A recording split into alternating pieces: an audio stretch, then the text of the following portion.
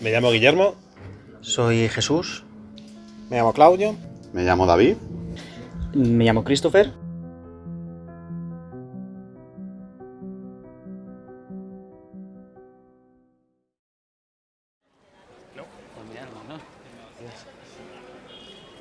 Tengo 42 años, soy de Madrid, economista de profesión.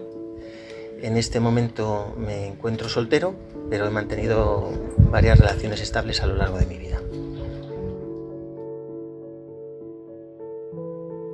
Si tengo que pensar el momento en el que salí del armario, quizás la imagen que tengo es de estar tumbado en mi casa, tumbado en el suelo del salón, viendo una película, y me quedé impactado porque era una película de piratas, bastante antigua, y fue el momento en el que al protagonista pues se quitaba la camiseta y me quedé impactado. Fue un flash que lo recordaré durante toda mi vida, porque es como un golpe de realidad que dices, eso ha despertado mi atención. Nunca he tenido ningún tipo de conflicto personal por darme cuenta de mi condición sexual. Es decir, nunca me ha supuesto un problema el reconocer que era homosexual. Pero sí que es cierto que eso me ha acarreado muchísimos problemas a lo largo de mi vida. Muchísimos. ¿Tenéis algún plan en rutas? Mi salida del armario a los 27-28 años fue por encontrarme en un momento en el que estaba pletórico. Estaba bien conmigo mismo. Es muy importante sentirte seguro de lo que quieres hacer. Y yo se lo dije a mi madre. Y recuerdo que me la llevé a un Vips, al Vips de Goya. Estuvimos merendando y se lo dije. Y en ese momento mi madre no tenía en ningún momento ningún tipo de duda al respecto de si lo iba a aceptar o no. Sabía que lo iba a aceptar estupendísimamente, pero sabes que le vas a hacer daño, y hacerle daño a una madre es muy jodido. Y ella lo llevó de la mejor forma posible, dentro de que no me puso ningún tipo de problema, ni me juzgó, ni nada.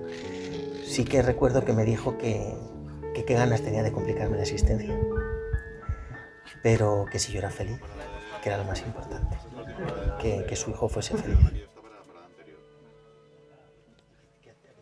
Cuando mi madre me dice que qué ganas de complicarte la existencia tienes, yo creo que ella lo que trata de decirme es, con la mentalidad de ella, de una persona adulta, mayor, de su experiencia con personas homosexuales, pues ella pensaba, te vas a complicar la vida si tú dices a la gente que eres gay, porque hay un rechazo social importante, si no tan fuerte como lo había en el pasado, pero sigue habiendo homofobia en muchísimos ámbitos de la vida, y entonces a lo mejor eso te va a impedir que tú puedas desarrollarte como persona o desarrollarte laboralmente.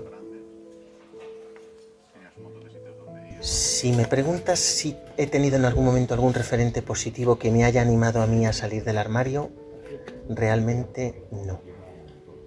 Realmente ni personas famosas, ni yo he tenido nunca nadie, ningún familiar, ni nadie cercano a mí que yo supiese que era homosexual y que me pudiese hasta cierto punto echar una mano o ayudar o orientar en cuanto a cómo enfocar mi vida siendo homosexual.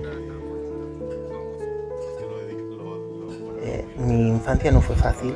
Yo no volvería jamás a vivir mi etapa escolar, ni mi etapa hasta la universidad, jamás. Sufrí muchísimo bullying, tanto bullying que bueno, pues que me ha marcado mi forma de ser y mi forma de enfrentarme a la vida y mi forma de enfrentarme a la gente. En el colegio, pues la verdad que en muchos aspectos fue acoso y derribo, porque a mí pues se me notaba mucho. y como tal pues serás el chico gay de la clase, el chico gay del colegio, y entonces pues sobre todo pues los niños, porque eran niños realmente, pues más machitos o más echados para adelante, pues se cebaban conmigo, y yo nunca tuve en el colegio el apoyo del claustro de los profesores. Yo recuerdo que era un niño solitario y no tengo un carácter de decir me lo ganaba o me lo buscaba, no. Y yo, por ejemplo, pues no empecé a tener amigos, pandilla para salir a pues un fin de semana, un viernes o un sábado pues a lo típico que haces con 15, 16 años, de tomarte unas cervezas o hasta el COU o en la facultad, porque había un rechazo muy importante hacia mí por mi condición sexual.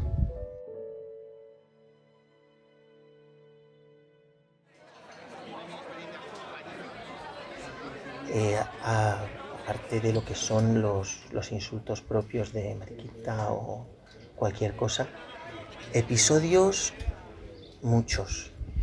Me han precintado el pupitre y la silla, me han tirado mis enseres personales por la ventana, se han reído de mí en muchísimas ocasiones.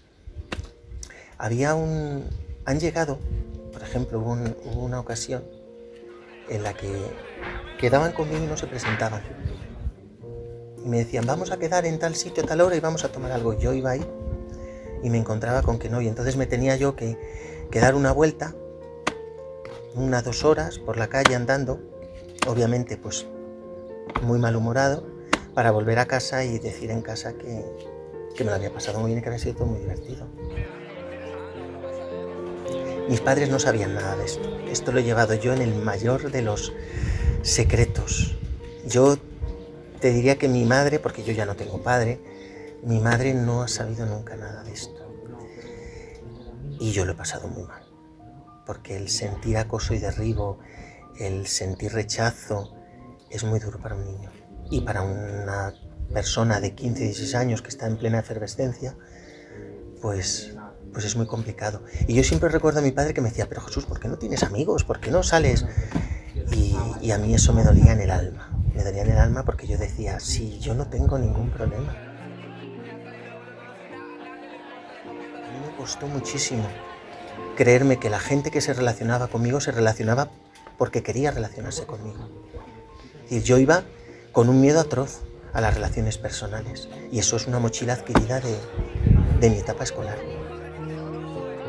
Cuando de repente ves que la gente lo hace porque realmente quiere hacerlo, o sea, yo recuerdo la primera vez que fui a ver a mi amigo a su ciudad, que era Guadalajara, al día siguiente en mi casa llorando como una puñetera magdalena, de decir, ¿por qué esto que estoy viviendo ahora no lo he vivido yo hace 4, 5, 10 años?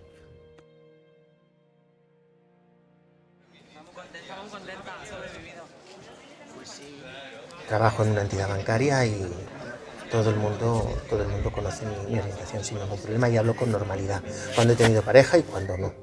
Es más, soy casi yo el que provoco muchas veces los comentarios y el que salga el tema de conversación, porque lo vivo con total naturalidad, que es como yo creo que se tienen que vivir las cosas, que yo creo que es una de las principales formas de activismo LGTBI, y es el darle plena normalidad a la situación. En una ocasión, pues una persona ajena a mi trabajo, en mi puesto de trabajo, me dijo que estaba enfermo y que se me notaba. Entonces yo en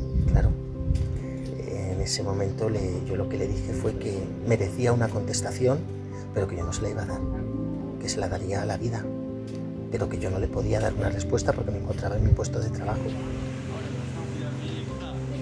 Uno piensa que en este país, en España, la sociedad nos hemos dado unos derechos para poder vivir en convivencia y vivir bien, y en otros países estos derechos no existen. Países en los que por la condición sexual una persona puede ir a la cárcel o incluso puede morir. Esos países tienen que ver el reflejo de España, de países europeos, de americanos, de que la tolerancia es importante. hasta el momento en el que no haya nadie que esté oprimido, el orgullo se tiene que celebrar siempre. No es un mercado de carne, no es una fiesta, se hace porque se tiene que hacer y porque es necesario hacerlo. Y yo creo que desgraciadamente tendremos orgullo para muchísimo tiempo, para muchísimo tiempo. Pero bueno, ahí estaremos para salir a la calle, para desfilar delante de las carrozas y para que todo el mundo, el que tenga miedo, el que no se sienta con autoestima suficiente, pues que se dé cuenta de que si hay tantísima gente, pues que él puede ser igual hoy, igual que cualquiera de nosotros que nos ponemos delante de las carrozas o de las pancartas y que defendemos los derechos que hemos adquirido. No esperes a los 28. Haber salido antes. Pero principalmente es un ole tus huevos. Porque se lo merecía. Ese niño se merecía apoyo de alguien. Y no lo encontró en nadie. Y sí lo necesitaba.